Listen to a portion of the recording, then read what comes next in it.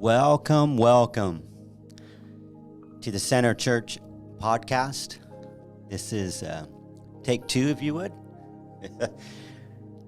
Had some technical issues this morning, but here we are, by the grace of God. So just briefly, you could see on the bottom of the screen that we gather here at the Center Church on Sundays at 11:15 a.m. We're located at 2019 Fraser Street, Modesto, California. And you could also go on Facebook, our Facebook page at Center Modesto, and watch live streaming as well. So over the last, probably over the last 3 or 4 weeks now, we've been going through a series on relationships. And just having some real conversation of what it looks like to love people well. And we're discovering some new truths, if you would. This week we have Victor Rodriguez, who will be sharing with us his story, but also tied in to the fact that how do we value relationships? What does that look like in our lives?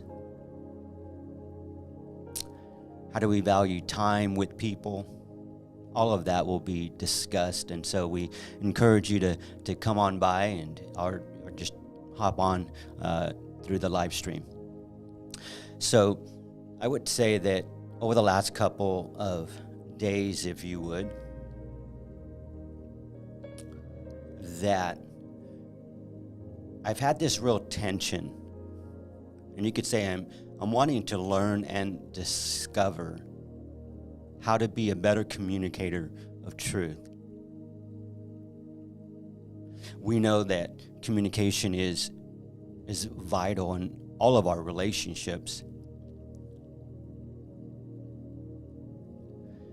But how do we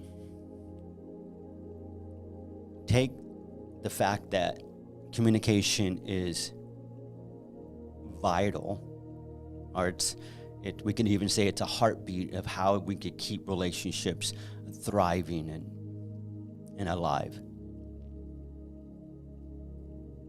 But even more so, the question for me is, how are we communicating to those, if you would, on the outside? Everyday people. In fact, I want to start off by, it's a twofold question, if you would. It's there on the screen, and that is, how can we become better at communicating the gospel, this real truth, right? And how are we preparing ourselves to be around people? You notice that I didn't say be around our circle of Christians. We should. That's how we learn. That's how we grow. But I'm also asking this question. If we're going to communicate this truth, how are we preparing ourselves to be around people so we can communicate this truth in a way that preserves the relationship? I want to start by reading just a couple of passages. One is found in Colossians chapter 4, verse 2. It states, "Devote yourself to prayer. Stay alert in it with thanksgiving. At the same time, pray also for us that God may open a door to us for the word to speak the mysteries of Christ, for which I am in chains, so that I may make it known as I should." Verse 5, "Act wisely toward outsiders, making the most of the time. Let your speech always be gracious, seasoned with salt, so that you may know how you should answer each person." And then in Ephesians chapter 4, a tucked away verse in verse 29, it says, "Let no corrupt language come out from your mouth, but only what is good for building up someone in need, so that it gives grace. Did you catch that? So that it gives grace to those who hear. So according to the Apostle Paul, just a few thoughts, some insight. The way that we become better communicators of this truth is, one, Paul says, devote yourself to prayer. It is in this space, if you would, that we develop intimacy. We develop a time of hearing what God is speaking to us in that place, that secret place, according to Matthew chapter 6, verse 6. It says, when you pray, right, close the door, and your Father who sees you in the secret place is already there, wanting to communicate, wanting to help us to grow, to become better communicators of this truth. So we devote ourselves first to prayer. And then we are also reminded to remain thankful. Because it says, devote yourself to prayer. Stay alert in it with thanksgiving. So we remain thankful. And then we remember God opens the door. Or we could even say that God opens the opportunity to be able to communicate this wonderful truth. Devote yourself to prayer. Remain thankful. Remember, God opens the door.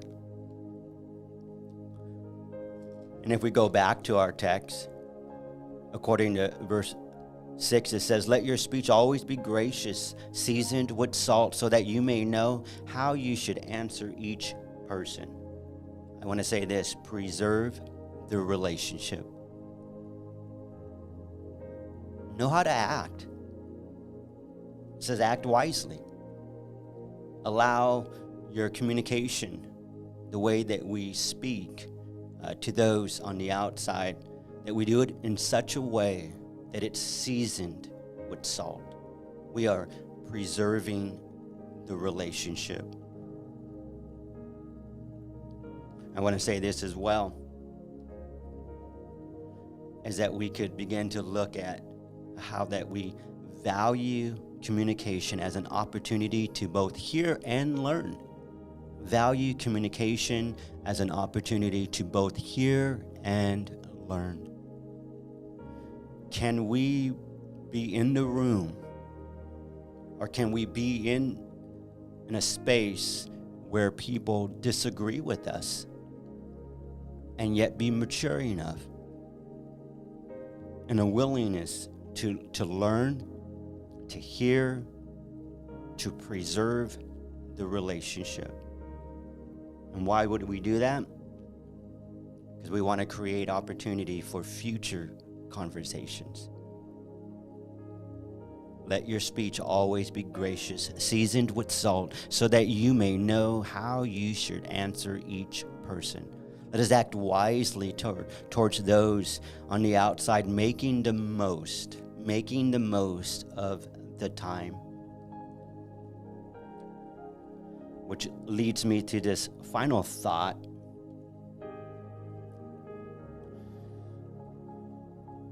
When we are around people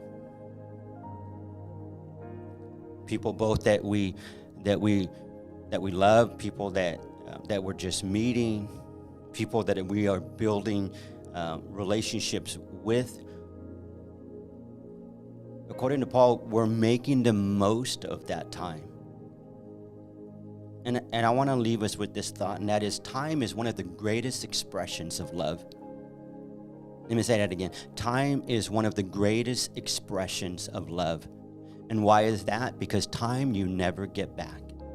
And so when we give individuals our time, and we are expressing that we value the relationship. We see them. We hear.